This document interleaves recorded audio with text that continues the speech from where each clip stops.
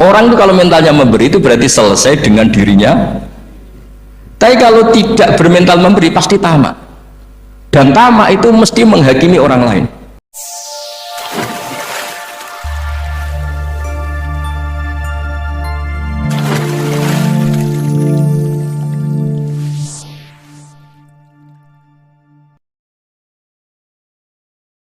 Assalamualaikum warahmatullahi wabarakatuh. Bismillahirrahmanirrahim. Alhamdulillahirabbil alamin wassalatu wassalamu ala asyrofil mursalin sayyidina maulana Muhammadin wa ala alihi washabihi ajmain. Amma ba'du. Ingkang sangat kita hormati guru kita bersama Kiai Haji Ulil Albab Arwani, wonten para habaib utamanipun Habib Zainal Abidin Al-Kaf, para umarok yang saya hormati, ada PLT Bupati Bapak Haji Hartopo, ada Bapak Kapolres dan Dim dan yang mewakilinya semua yang saya hormati. Meneruskan ngaji di Madinatul Ilmi di Habib Bidin, ini ngaji hiwalah, ini diligerkan. Harusnya ngajinya di Habib Bidin tapi diliger ke sekda. Sama saja supaya kelihatan rukun antara Habib dan umarok. Karena kata Habib Bidin nggak apa-apa Gus gitu. Ya memang rukun gitu. Jadi ini nggak pencitraan ya, bukan pencitraan tapi memang rukun gitu. Seperti yang dikatakan Kiai Haji Ulil Albab tadi, atau yang biasa kita sapa Gus Bab, bahwa jihad itu dari kata jahada yujahidu mujahadatan. Kalau masdar mujarotnya jahida dan baca jahada jadu jahdan wa jihadan, itu maknanya serius menekuni sesuatu. Jadi tidak harus bentuknya perang. Tapi Islam juga jangan anti perang, karena andaikan Islam itu tidak punya konsep perang, itu juga kita bingung saat kita dijajah Belanda. Jadi sesuatu itu pasti akan ada momennya, ada pembenarnya. Disebut kalau dalam fikih muqtadul hal. Saya masih ingat beberapa cerita lesan. Dulu perang itu harusnya 7 November. Bung Tomo datang ke Mbah Hashim. Tapi kata Mbah Hashim jangan, kata Kiai bagian nyeblokno pesawat turun teko. Walhasil nunggu Ki Abbas dari Buntet Pak Kapolres itu doanya spesial untuk menjatuhkan apa? Pesawat. Saya kebetulan banyak kenal sama cucu-cucu Ki Abbas Buntet. Tanggal 10 datang terus perang dimulai. Dan itu menjadi perang bersejarah karena jenderal dari Belanda ya, dari Inggris ya, itu sampai meninggal ya. Jadi siapa Malabia ya. Jadi intinya Anda jangan berpikir bahwa negara ini didirikan hanya oleh umarok. Bahkan sebelum ada negara, yang sudah ada itu ulama. Dulu para wali songo sampai para kiai era kemerdekaan itu sudah membentuk satu komunitas. Di situ ada ketua pondok, ada bendahara, ada macam-macam. Sehingga kiailah yang bisa menggerakkan publik untuk melawan Belanda. Karena kiai ini juga yang megang otoritas publik. Ketika seorang Mbah Hashim Asy'ari memfatwakan jihad itu fardhu ain, maka semua orang berpikir harus jihad melawan kehadiran Belanda atau penjajah mana saja. Tapi itu satu sisi ya. Di sisi yang lain, bahasa Arab itu ada sisi uniknya. Kalau menamai penjajah itu musta'marin atau al-isti'mar. Isti'mar itu meramaikan dunia. Karena memang bangsa kita dulu itu ya aneh. Tapi nak sampean ngrasani teman-teman ya kualat itu babai jenengan. Kita ini dulu memang ya agak aneh. Belanda itu sudah penjajah, tapi sama buyut-buyut kita dipanggil Doro. Bisa kamu bayangkan kiai saat itu untuk mengingatkan masyarakat pentingnya melawan Belanda. Wong manggil Belanda saja Doro tuan. Terus kemudian kita berfatwa melawan Doronya. Jadi benahi ilmunya saja wis sak penggawean kira-kira gitu. Jadi ngelola orang bodoh itu ya kangelan. Enggak dikelola itu bangsa kita, dikelola itu ya rodok goblok banget. Wong undang penjajah apa? Doro. Jadi itu PR besar. Tapi kiai itu punya seni untuk memberi penjelasan. Makanya di antara kelebihan ulama itu pasti warasatul anbiya itu di fatona ada unsur kecerdasan. Cerdas itu seni mengelola pikiran manusia, itu namanya cerdas. Makanya saya berkali-kali kalau ngaji, harusnya orang itu semuanya itu pengagum ilmu, jangan pengagum fakta, itu pengagum ilmu. Ya saya berkali-kali menyontohkan, kalau Anda suami yang miskin, nggak punya uang, terus pulang dimarahin istri karena nggak punya uang atau kerja tidak sukses, harusnya kamu bangga. Anda juga kan yang berteori kalau suami nggak becus itu pasti dimarahin. Gitu. Nah ketika menjadi fakta harusnya Anda syukur bahwa ilmu Anda itu benar. Gitu. Jadi pas istri marah, wah alhamdulillah ternyata teori saya ini benar. Gitu. Ini lucu kan, teori Anda mengatakan demikian, tapi pas menjadi fakta Anda tidak siap. Nah, begitu juga menyangkut penjajah. Belanda itu sudah maju, Eropa sudah maju, Indonesia negara yang terbelakang. Di mana-mana terbelakang itu menjadi objek penjajahan. Di mana-mana yang terpelajar itu posisi menjajah. Sehingga ulama berpikir bahwa awal dari kemerdekaan adalah mengertikan yang tidak ngerti. Karena teori penjajahan pasti gitu, yang tahu menjajah yang tidak tahu, yang sudah modern menjajah yang belum modern dan seterusnya. Makanya awalu hadad din itu al ilmu. Makanya nomor satu itu ilmu, pengetahuan. Di sini pentingnya sampai Islam mewajibkan thalabul ilmi fardhatun ala kulli muslimin. Karena tadi bisa kamu bayangkan 350 tahun dijajah Belanda, kita manggil mereka itu doro atau tuan. Kayak apa? Susahnya menggerakkan masyarakat yang cara pandang masih demikian. Nah, kiai-kiai sudah tidak berontak, dibikinkan masjid di alun-alun, diberi otoritas beragama, sehingga dikira Belanda ini baik. Padahal ini dulu ya niatnya meninabobokan biar tidak ada pemberontakan. Walhasil singkat cerita, kiai-kiai yang sudah di Mekah termasuk Mbah Hashim, beliau ketemu Muhammad Iqbal, ketemu beberapa ulama dunia, tahu bahayanya mustakmarin tadi. Terus akhirnya kiai-kiai kumpul-kumpul fatwa resolusi nopo jihad. Jadi ini mukaddimah sebagai pembenaran, sebagai setuju saya sama Kiai Julil Albab bahwa nomor satu itu jihad. Tapi jihad tadi pemaknanya harus utuh. Kalau kondisi perang ya perang, kalau kondisi stabil ya jihad untuk memajukan apa? Indonesia. Dan itu saya ulang lagi dimulai dari ilmu. Sebelum saya ngaji Minhajul Thalibin saya cerita ilmu itu apa? Ilmu itu sederhana, sesuatu yang mudah. Karena ilmu itu fitratallahi allati fataran nasa apa? Misalnya begini, saya orang miskin, nggak punya apa-apa. Sudah nggak punya apa-apa, nggak punya jabatan, terus keluarga yang nggak pati loyal, mungkin istri ada ngidolakan kita, bahkan anak kita sendiri juga nggak ngidolakan kita. Itu kan sial-sialnya orang, anak kita aja nggak pernah ngidolakan kita. Tapi untuk bahagia itu sebenarnya sederhana. Sederhananya begini, orang pinter itu ingin mempertahankan kehidupannya, terus pinter sampai berobat habis banyak ke Belanda, ke Jepang supaya mempertahankan nyawanya. Si miskin ini kalau dia setiap makan, ya Allah, saya dengan makan ini mempertahankan nyawa saya. Sehingga makan itu satu kajian ilmiah bahwa ini luar biasa. Bahwa orang punya Alphard, punya uang 1 miliar, itu tidak mempertahankan sesuatu yang pokok, yaitu nyawa. Orang tidak punya Alphard itu hidup, nggak punya uang 1 miliar hidup. Tapi kalau nggak punya nasi 1 piring, nggak punya air 1 gelas bisa mati. Artinya orang miskin itu yusyarikul aghniya, sama dengan orang-orang kaya dalam hal kepemilikan hal-hal yang pokok. Tapi kadang-kadang orang miskin itu ya nyon sewu agak belagu, sudah miskin ingin punya Alphard, sudah miskin ingin punya, ya dia tersiksa. Harusnya cara berpikir nggak punya Alphard tuh masih hidup, nggak punya uang 1 miliar masih hidup.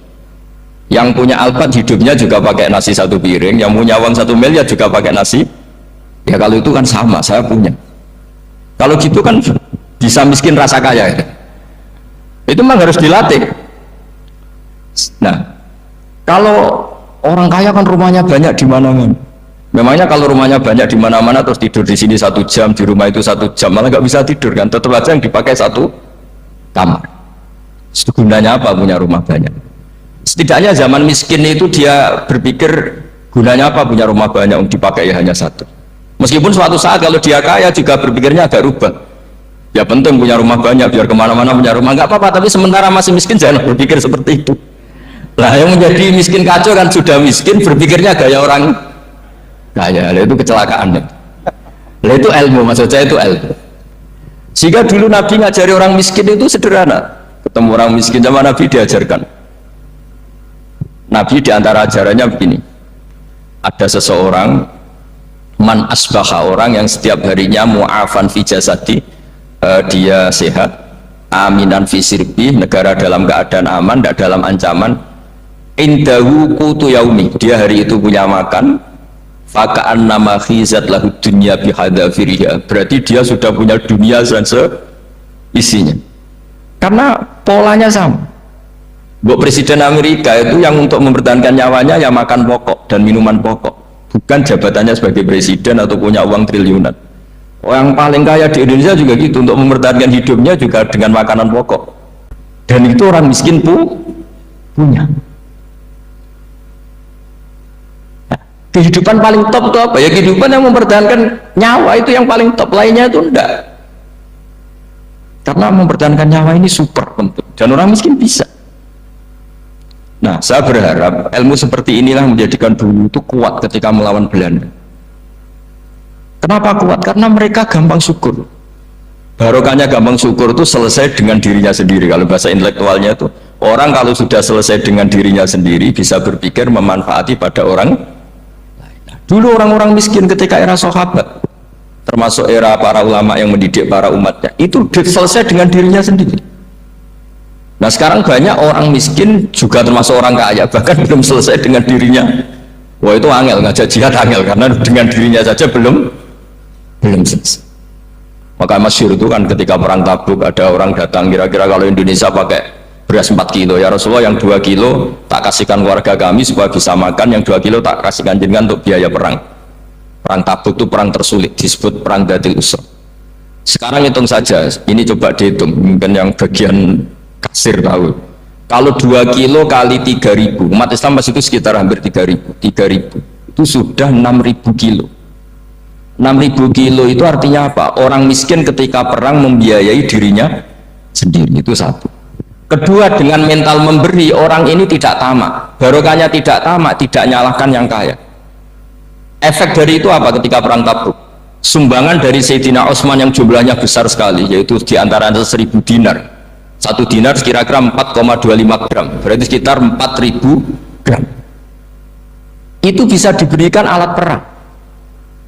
Sumbangan dari Abu Bakar juga bisa dipakai beli kuda untuk perang.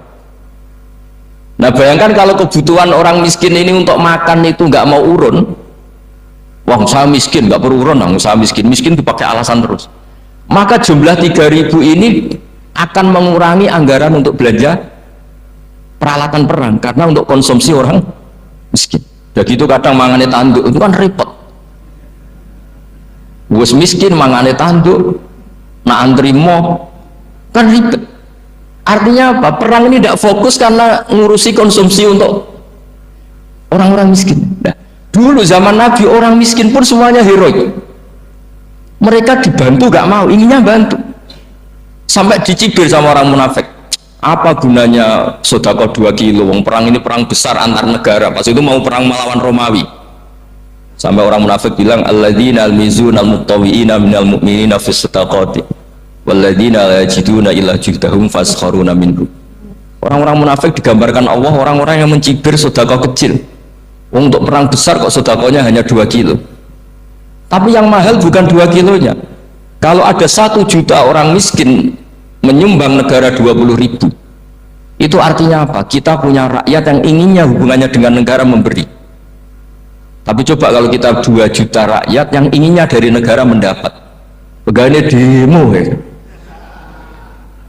Nah ini ajarannya Nabi yang luar biasa. Dulu Nabi itu bisa mendidik orang miskin pun bermental memberi.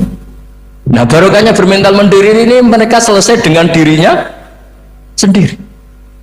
Coba kalau mereka tidak bawa makanan sendiri ketika perang, mungkin kuda yang untuk perang, terus mereka berpikir, bu ini saja disembelih supaya kita bisa makan. Ribet kan? Ngapain beli senjata yang mutakhir, makan saja nggak bisa. Tapi barokahnya mereka urun sendiri. Mereka selesai dengan dirinya sendiri. Ini hebatnya didikan Rasulullah Shallallahu Alaihi Wasallam. Dulu Mbah Hashim dan kawan-kawan itu berhasil mendidik seperti itu. Santri yang miskin-miskin itu kalau ngaturi kiai duwene telo itu kayak no telo, duwene wi itu kayak no wi. Jika kiai sing wis mapan-mapan, misalnya kasus kula wonten kan mun setengah mapan, ya akhirnya yo iso mangan wi. Jebule wi ku yo enak ya. Santri ya seneng mergo ini seneng pancen wis suwi mangan pizza misalnya. Ya tapi nek sing melarat terus aku melarat kiai tak kei mosok doyan. Wis melarat medhit di alasan kan ribet kan. Ini yang perlu dihilangkan. Medhit kok berargumentasi. Tapi yang mahal itu bukan winya, mental memberi. Orang itu kalau mentalnya memberi itu berarti selesai dengan dirinya. Tapi kalau tidak bermental memberi pasti tamak. Dan tamak itu mesti menghakimi orang lain. Maka dalam kitab hikam diterangkan penyakit terberat itu tamak. Kenapa? Karena orang pikir itu tidak ada kata-kata kitab hikam, bukan kata saya. Yang ada itu tamak. Misalnya gini, saya kenal PLT Bupati Kudus. Tidak pernah saya bilang beliau kikir. Tapi sekali saya pernah mengajukan proposal tidak kesampaian. Wah, beliau medit. Jadi saya menvonis medit itu sebetulnya ya karena punya keinginan tidak kesampaian. Coba kalau enggak, gue medit orang serap penting. Misalnya anak-anak muda sama orang-orang cantik di Jakarta, pernah nggak kamu bilang itu sombong? Enggak kan? Setelah kamu bilang, Mbak aku ingin kenal mbak sampeyan, terus dia agak mau, baru kamu bilang sombong karena keinginan kamu enggak. Nah, bayangkan kalau orang bermental tomak kayak apa bangsa ini. Nah, sahabat itu dididik oleh Nabi, tomak itu selesai karena keinginan mereka memberi. Sehingga Indonesia bisa merdeka begini itu barokahnya didikan ulama, semuanya ingin memberi. Dulu belum ada negara, tentara-tentara kemerdekaan kalau di kampung-kampung itu ya dibiayai donatur-donatur, termasuk bahasa saya, buyut saya tuh. Itu berapa ton aja beras untuk pasukan Hizbullah, pasukan TNI. Di Aceh ada Dawud berih, ada yang baca berweh. Jadi baca aja kayak kira asap ada yang berih, ada berweh, saya juga nggak tahu orang Aceh kalau baca berih. Nyumbang berapa emas untuk kemerdekaan Indonesia. Yang Kesultanan Jogja Legowo, Jogja tidak lagi negara tapi diberikan bagian dari Indonesia dan seterusnya. Nah, jadi semua ini barokahnya didikan Rasulullah SAW yang diteruskan para ulamanya bahwa nomor satu didik masyarakat itu bermental memberi. Dengan bermental memberi apapun kecilnya ini selesai dengan dirinya sendiri. Kalau sampean nggak punya mental memberi, nanti pulang dari Pemda, oh so acara di kabupaten berkata ini tok ribet gitu. Awas itu, bar ngaji langsung lali berarti sampean. Sudah kalau nggak urun ini sudah luar biasa, nggak urun untuk berkat itu sudah luar biasa. Jadi itu yang makanya Nabi itu Quran dimulai wa mimma razaqnahum apa yunfikun. Quran mengajarkan bermental memberi yunfikun. Nabi berkali-kali ngulang al yadul ulya khairum al yadis sufla. Dan memberi itu tidak harus nunggu kaya. Gambarannya Quran tentang orang baik itu gimana? Alladzina yunfikuna fis sarra wadh-dharra. Bukan fis sarra saja, ketika wadh-dharra juga. Saya pernah guyon sama orang kaya di Jakarta. Dia uangnya miliaran, mungkin malah triliun. Guyon sama saya, Gus saya ini sudah sekian bangun masjid di mana-mana. Saya ini berarti hebat. Enggak, kata saya. Enggak ada masjid agama tetap jalan kata. Karena di kampung-kampung sudah banyak masjid kata. Masih keren tukang becak kata. Kok bisa Gus? Sama nyumbang masjid 1 miliar, itu masjid apa kata? Ya masjid-masjid besar. Nah itu paling dipakai kubah atau menara atau apa yang tidak mendesak. Tapi kalau orang miskin ngutangi orang miskin itu kalau nggak utang hari itu nggak makan. Kan nggak mungkin tukang becak ke utang ada bank atau orang kaya raya kan kenal saja enggak. Mesti orang miskin utangnya sama orang miskin. Saya kalau orang kaya utang Habib Bidin mesti mau beli Innova karena level orang elit, jadi utangnya itu beli Innova, aksesoris Innova seri terbaru. Tapi kalau orang miskin sama orang miskin utangnya itu beras untuk nyawa. Artinya apa? Kalau saya diutangi Habib Bidin untuk beli Innova itu ganjarannya itu sekunder, tapi kalau sesama orang miskin itu ganjarannya primer. Keren mana hutang-hutangannya orang miskin sama orang kaya? Satu menyelamatkan nyawa, satu menyelamatkan citra. Dia baru sadar, ternyata orang miskin lebih hebat ketimbang saya, lebih hebat, tapi tidak usah ditiru kata saya. Cuma dia menjadi tidak sombong sekian miliar yang disumbangkan ke masjid, karena dia menjadi tahu ternyata itu tidak banget. Nah kecuali masjid-masjid yang kamu nyumbang memang masjid perintis di daerah-daerah yang belum ada masjid. Kalau masjid-masjid besar itu kan kadang kebutuhannya sudah selera, bukan pokok. Nah saya ini cerita ya, jadi supaya orang tahu lah. Zaman Nabi itu orang sudah selesai semua dengan dirinya sendiri. Jadi maksud saya Islam nggak apa-apa tanpa masjid, itu masjid yang sudah sifatnya selera. Indonesia kan masjid sudah sifatnya selera semua. Yang dikatakan masjid pokok kan yang dipakai sholat bisa, dipakai alat sesuci bisa. Tapi kalau sudah selera ya pondasinya harus begini, lampunya harus dari kristal, terus kubahnya itu sudah selera. Nah rata-rata sumbangan yang miliatan itu kan sudah ke selera. Sementara orang miskin utang-utangan sama orang miskin untuk menyelamatkan apa coba? Nyawa. Artinya para orang miskin jangan kecil hati, wah saya sudah kok hanya 2 kilo, tapi 2 kilo nyawa. Dan itu pahalanya luar. Nah ini ilmu maksud saya. Nah Kiai itu berhasil seperti itu, sehingga orang-orang miskin dulu tuh rumah tentara itu ya nganggo ui, nganggo telo, bahkan ada yang pakai apa itu Pak Harto apa itu pisang itu, arasnya pisang itu, grombolnya pisang sudah dipakai saja Pak tentara. Tentara di mana-mana bisa makan. Coba kalau yang ngamal yang kaya itu tidak cukup. Tapi barokahnya yang miskin juga ikut ngamal itu cukup, karena yang miskin itu mayoritas. Jadi didukung kaum miskin itu pasti menang lah kan kira-kira gitu, karena di mana-mana orang miskin itu banyak. Menemukan orang kaya itu nyari data, kalau menemukan orang miskin seketemunya pasti ketemu. Dan orang miskin ini dididik ulama untuk berkontribusi, sehingga banyak tentara yang ketika dicari Belanda pura-pura jadi petani. Ini juga yang menyelamatkan orang miskin. Nah ulama dulu itu orang paling sukses mensuasanakan seperti itu. Itu yang diceritakan di perang Tabuk, mimpa di maka tayazihu qulubu fariqin minhum. Jadi perang Tabuk itu perang di antara yang paling diceritakan Allah berkali-kali apa? Ya Rasulullah tadi malam saya memburu dan ini dapat 2 sok, ya kira-kira berapa kilo lah. Yang separuh untuk keluarga kami, yang separuh saya sumbangkan ke jenengan. Lu coba perang antar negara hanya menyumbang 2 kilo beras, bayangkan. Tapi nilainya bukan 2 kilo. Kalau 2 juta rakyat Indonesia nyumbang 2 beras, artinya hubungannya dengan negara hubungan ingin memberi. Dan barokahnya hubungan ingin memberi, ora pati kecangkeman tomak, ora pati kakean menuntut. Ini yang mahal itu yang gak ternilai itu. Dan itu menjadi kekuatan yang luar biasa sehingga umat Islam bisa mengalahkan pasukan Romawi. Nah Indonesia dulu kira-kira seperti itu prakemer. Ya itu saja sebagai mukaddimah hari santri. Terusnya ngawas minhajut thalibin. Ini sudah sampai bab salam. Kemarin bab sujud, sekarang bab salam. Bismillahirrahmanirrahim. Wasani asyara assalam. Ya kita tahu secara i'rab kalau sani pakai i'rab isim mangkus, tapi untuk asyara tetap mabni nasab, mabni fathah maksudnya. Jadi semua ulama ngendikan adat mulai ahada asyara sampai tis'ata asyara tetap berstatus mabni apa?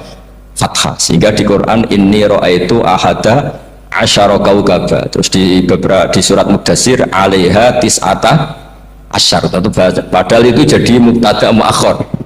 Berarti alaiha itu tetap ngatasin rokok tis'ata asyara utawi 19. Tetap bacanya bukan tis'atu asyarin tapi tis'ata asyara. Jadi kita tahu secara hukum nahwu adat mulai ahada asyara sampai tis'ata asyara itu mabni nama fathah. Cuma khusus sani asyar yang saninya ini berstatus mangkus karena ada yaknya itu. Wathani asyar assalam wa aqalluhu assalamu alaikum wal asoh jawazu salamun alaikum. Qultu al asoh al mansus la yujzi'u. Jadi ulama itu ya lucu, yang satu bilang al-asoh boleh salamun alaikum tanpa al, tapi kata Imam Nawawi al-asoh harus assalamu alaikum. Sama-sama diklaim sebagai kaul paling apa? Asoh. Karena seperti kita tahu dalam bab fikih perkhilafan ulama itu rahmat.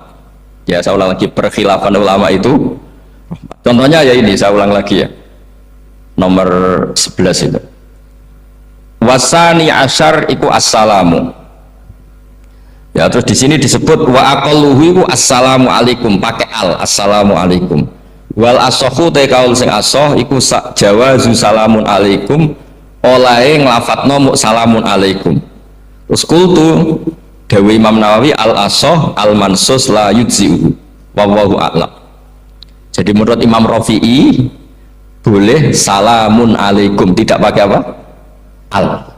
Itu juga diklaim sebagai al-asoh.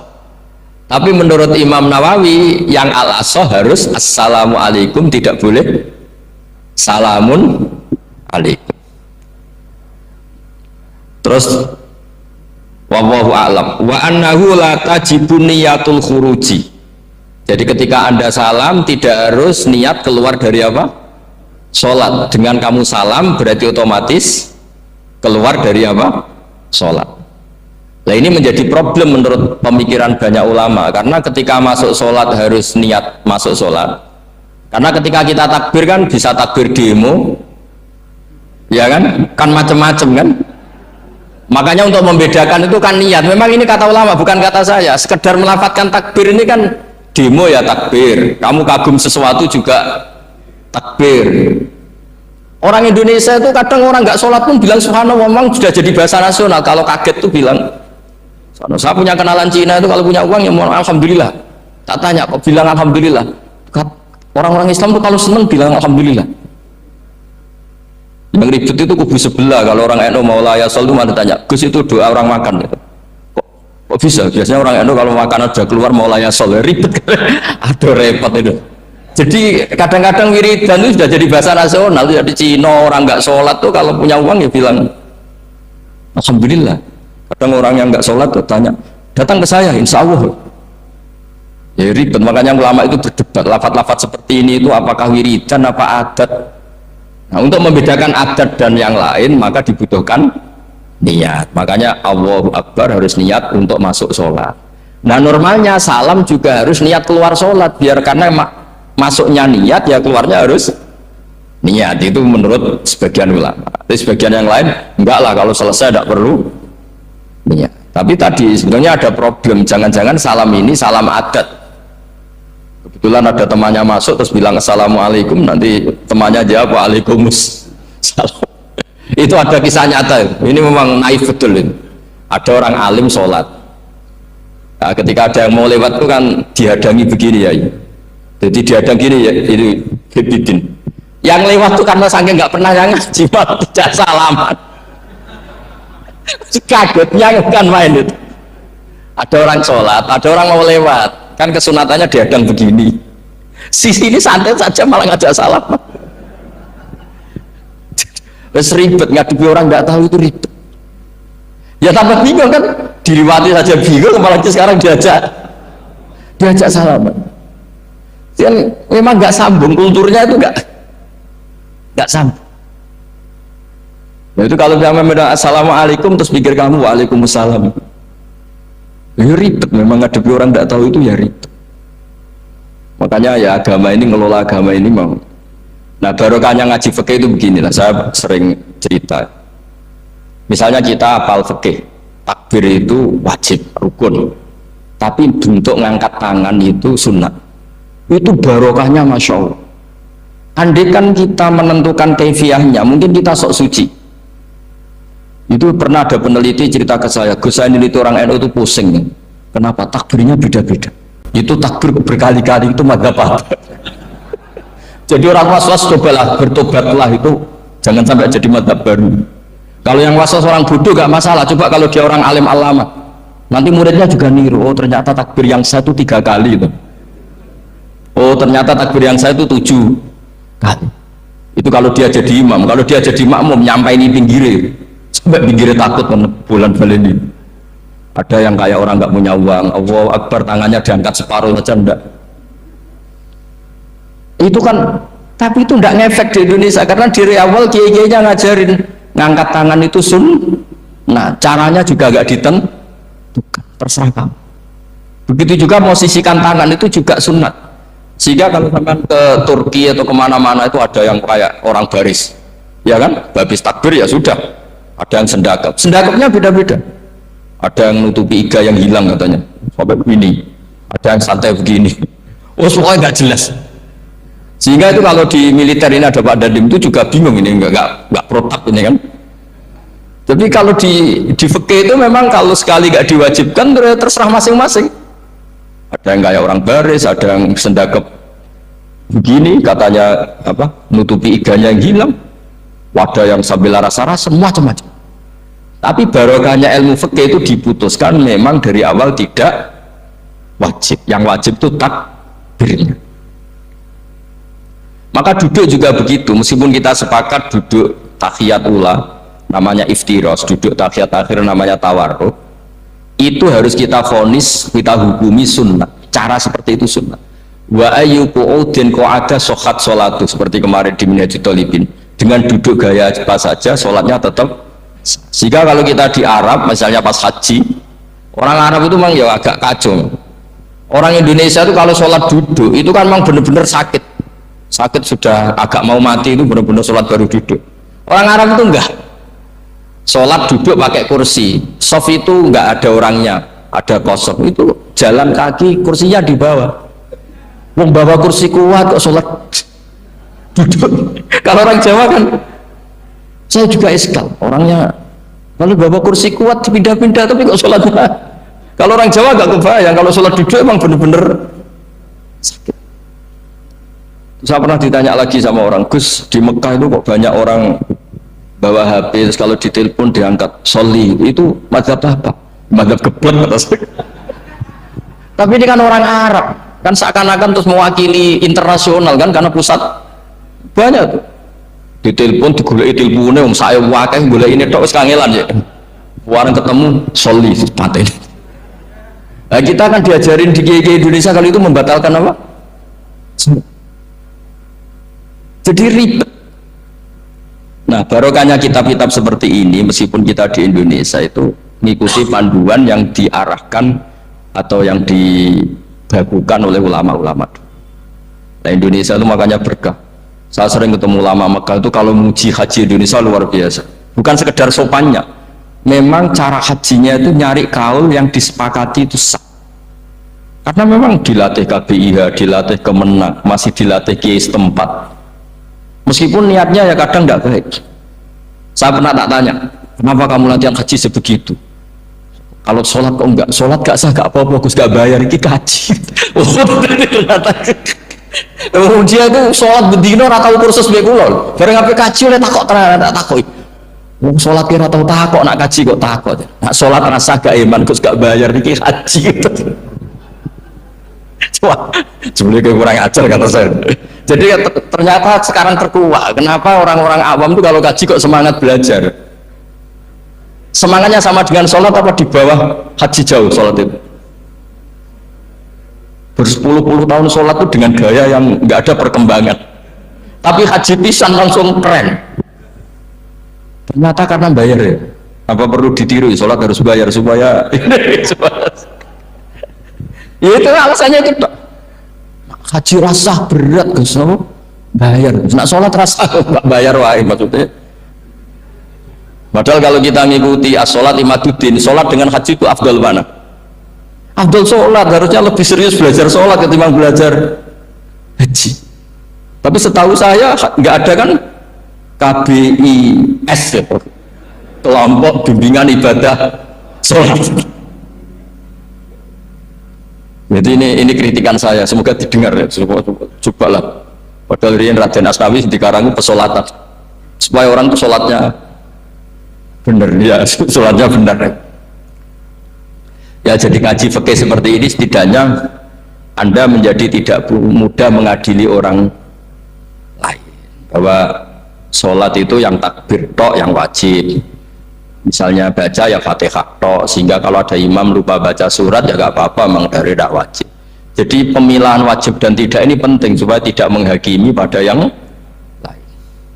Jangan sampai perilaku kesolehan itu menjadi bentuk yang mengadili, nggak boleh. Itu Pak Kapolres. Kalau di ilmu fikih itu ada ulama penjaga ilmu itu ekstrim-ekstrim. Dulu ada sahabatnya Nabi namanya Jabir bin Abdullah, ini ada di kitab Bukhari, di kitab sholat. Ya maksudnya al ilmu tentang sholat.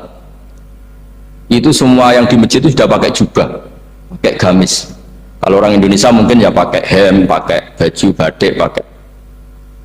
Itu dia datang malah gamisnya dicopot, gamisnya dicopot, imamannya dicopot, terus tinggal pakai satu sarung, terus dicancang di sini akidan benatorofaihi ala atik, dicancang begini kayak cerita-cerita di perang pahlawan itu. Hanya dengan pakai sarung satu dikalungkan. Terus ada orang-orang tabiin bilang gini, unzuru ila ashabi Rasulillah, ini sahabatnya Nabi kok sholat dengan cara seperti itu, nggak islami banget ya, nggak keren banget lah. Terus kata Jabir bin Abdullah, Saya sengaja melakukan ini supaya kamu tahu bahwa batas aurat yang dimaksud Nabi seperti ini. Shalla Rasulullah sallallahu alaihi wasallam fi izarin wahid akidan baina tarafaihi ala atiki. Saya pernah melihat Nabi sholat seperti saya ini. Tapi barokahnya itu akhirnya diketahui kalau batas auratul rajul hanya ma baina surah war rukbah. Andai kan tidak ada perilaku Jabir seperti ini, orang akan ngira bahwa syaratnya sholat itu harus pakai jubah, syaratnya sholat harus pakai hem. Akhirnya orang-orang yang kebetulan tidak pakai jubah, tidak pakai hem, bingung. Misalnya dia katoan seperapat pakai kaos neng tengah hutan, rasa sholat aku ranggo jubah, ribet kan. Artinya apa? Ilmu ini harus dijaga konstitusinya. Barokahnya perilaku Jabir ini orang tahu batas jadi yang lainnya itu mukamilah atau kesunatan. Nabi juga seperti itu. Semua sahabat itu tawaf itu musyatan, berjalan. Tapi Nabi sebagai tokoh dan pas itu sehat. Saya ulang lagi, pas itu sehat. Ini hampir semua ulama bilang pas itu Nabi sehat. Nabi malah naik unta. Itu kata Imam Nawawi dalam kitab Masbu', Nabi naik unta itu lebih afdol ketimbang yang jalan. Padahal trennya ibadah kan al-ajul bi qadrit tak. Karena apa kata Imam Nawawi? Itu menjadi konstitusi ilmu bahwa syarat sahnya tawaf tidak harus jalan. Andai kan Nabi saat itu kok ikut jalan, maka dikira di antara syarat sahnya tawaf harus jalan. Maka kita kebingungan ketika pakai kursi roda karena tidak punya rujukan hukum. Tapi barokahnya Nabi pakai berkendara, orang menjadi tahu itu berjalan itu tidak menjadi syarat sah. Berkendara juga boleh. Ya ada juga sahabat yang sengaja omong-omongan, maksudnya tawaf kan kudune meneng wiridan, tapi ada aja omongan untuk menunjukkan kalau ngomong itu tidak membatalkan tawaf. Sampai seperti itu ulama menjaga konstitusi. Makanya nyuwun sewu kayak kita ini yang anaknya tokoh, apalagi ini di sini ada Gus Albab, termasuk ada saya, yang anak-anaknya tokoh itu memang sudah harus mulai biasa lah. Karena dulu kalau soleh kebanget, lu yang ngel orang. Abu Bakar, saya tak cerita Abu Bakar tuh soleh banget. Saking solehnya itu ini nggak akan ada yang niru, saya yakin. Beliau itu hari pertama diangkat khalifah, hari berikutnya masih dagang di pasar. Singkat kita ditegur supaya tidak usah dagang, dicukupi negara. Beliau setuju, dapat gaji. Setelah mau meninggal, semua gajinya itu disuruh ganti uang pribadi karena beliau merasa tidak nyaman. Mau mengkhidmati negara kok minta uang, ganti soal uang pribadi diganti. Nah itu ya tentu tidak wajib, pejabat juga agak minat niru. Nah tapi lucunya apa? Sayyidina Umar ketika Abu Bakar sudah meninggal itu kritiknya lucu. Kamu itu solehnya berlebihan. Taman badat, sing repot sing genti. Nak soleh kok aja nemen-nemen.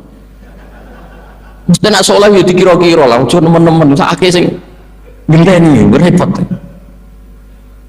Makanya saya sering jagungan sama putra-putrane Mbah Mun itu, nak keluarnya gitu. Apa wis alim ganteng. Ngaruhi gede diterima semua pihak, repot sing gede. Mengenai kalau Gus Nuzul nak kiai kok pas-pasan itu mesti wis dianggap strategi lah dengan cara seperti itu. Loh iya loh, kalau misalnya kita hanya Kapolres itu anak kita kan bisa Kapolda. Tapi kalau kita sudah Kapolri itu anaknya juga jadi Kapolda, belum kayak bapaknya kan. Jadi Kapolres belum kayak. Tapi kalau bapaknya hanya Kapolres kan anaknya masih gampang lah, nanti Kapolda sudah ngelangkai kan. Jadi kadang-kadang itu artinya ulama dulu itu hebat cara. Makanya kamu jangan kaya-kaya banget, jangan sukses banget, kasihan anak kamu nanti ini. Kasihan deh. Makanya saya sebenarnya jadi kiai itu yang ingin bener-bener banget, tapi sakit santriku lah kira-kira. Ini bukan justifikasi, tapi ini cerita saja, cerita. Jadi di antara makalahnya Sayyidina Umar yang terkenal itu komentar Abu Bakar itu at-abtaman ba'dak.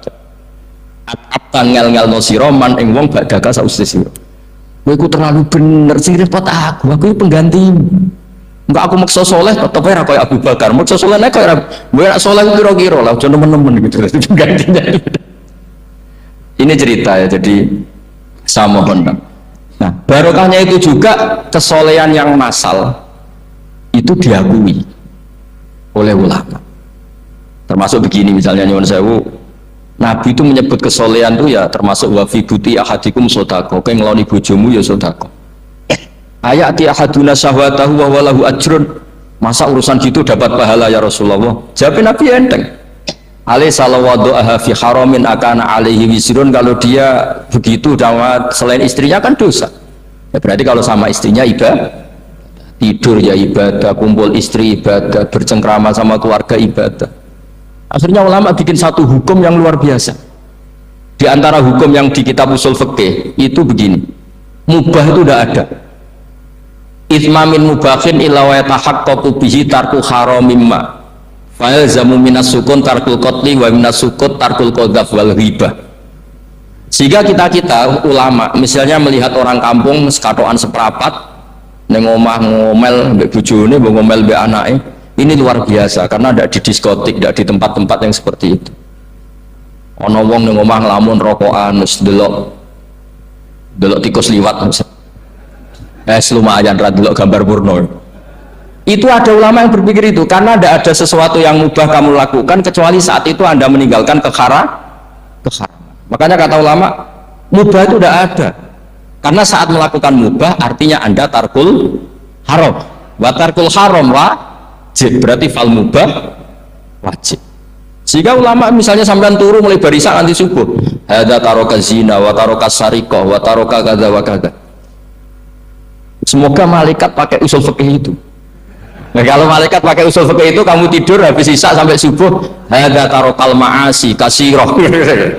Nah, yang ribet kalau malaikatnya bagian khusyuk, hadza tarakat tahajud wa tarakal witra wa tarakal itu ribet itu.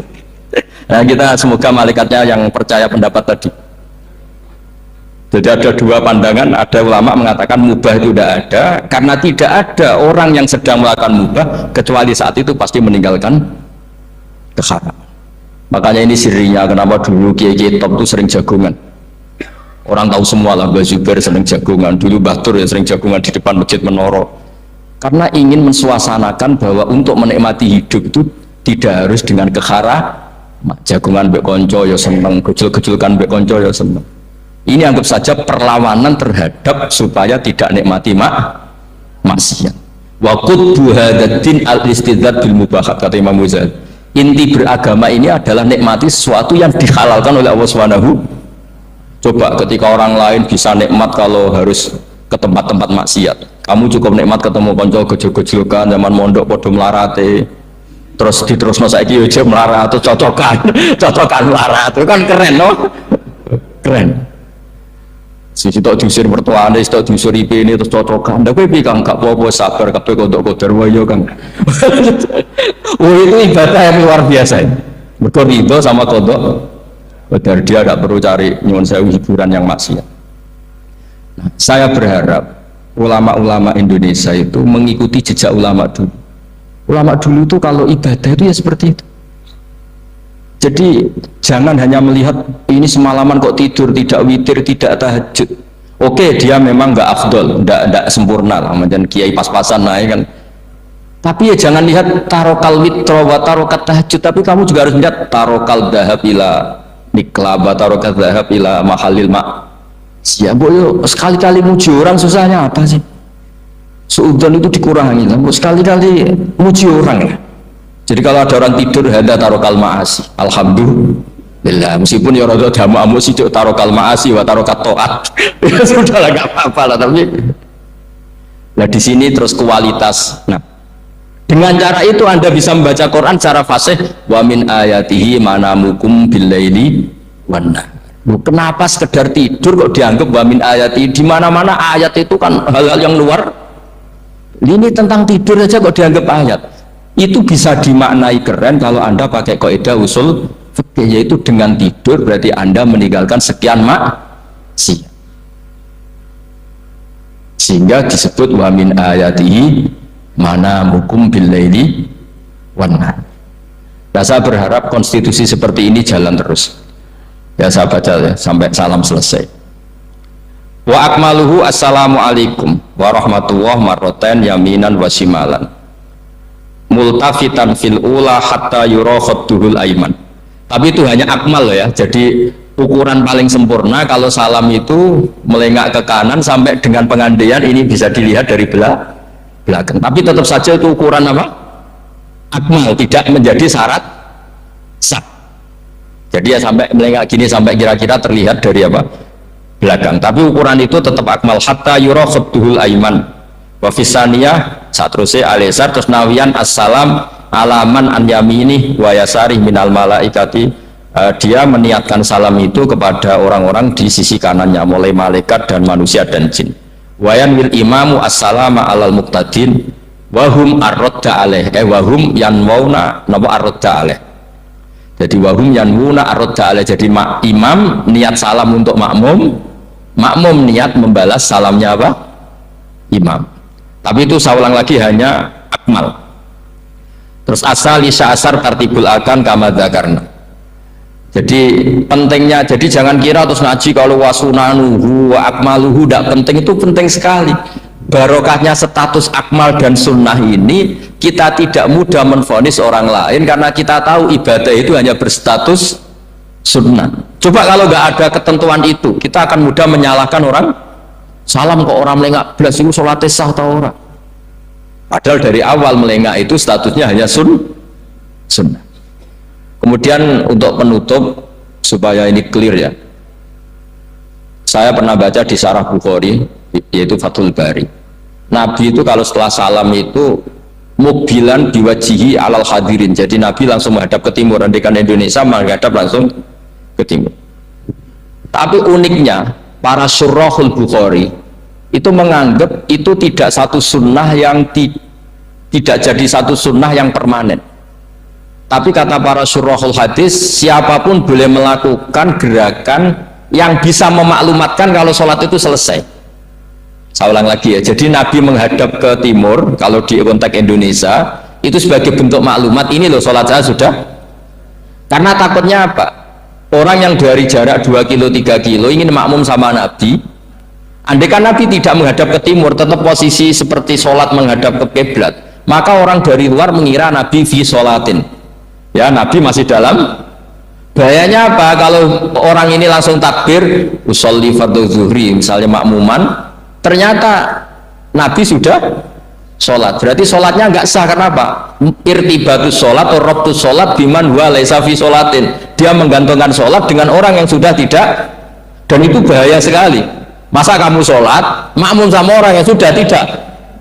Nah, semenjak itu terus ada aturannya ulama, siapapun yang jadi imam harus memaklumatkan diri dengan cara apa saja supaya menunjukkan kalau sholat itu selesai. Makanya adat kiai-kiai kita tetap menghadap kiblat tapi namanya astagfirullahaladzim, itu sebetulnya memaklumatkan. Yona niat banter nyentak pangeran masuk istighfar bianre gak sopan belas astagfirullahaladzim, itu sebetulnya itu memang maklumatkan ini loh jong sholat itu sebar. Nah, aku apa makmum masbuk sing ijek sholat atau cuma makmum aku gitu. Ada yang separuh-separuh ya, tidak madep wetan, madep mulan, madep ngalor. Ya sedengan gitu, maksudnya sedengan. Karena memang kata Syurahul Bukhari butuh itu apa? Imam punya gerakan yang menunjukkan kalau sholatnya itu selesai supaya nggak dikira fi sholatin kemudian ada yang ya clear ini ya. Jadi tidak perlu diperdebatkan kenapa sih ada yang menghadap timur, ada yang menghadap ke utara, ada yang tetap menghadap ke kiblat. Itu nggak perlu diperdebatkan, itu semuanya ada ilmunya, yaitu filosofinya apa?